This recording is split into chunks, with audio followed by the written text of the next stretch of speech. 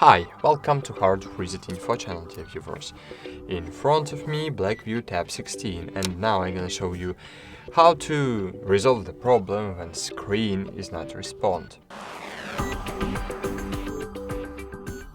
To resolve this problem, you just need to press and hold together power and volume up buttons together.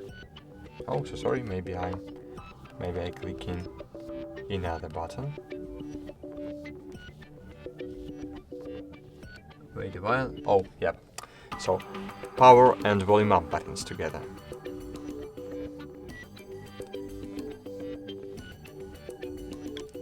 Then, when you will feel vibration, you need to release both keys. Of course, it will not help you if you have damaged your screen.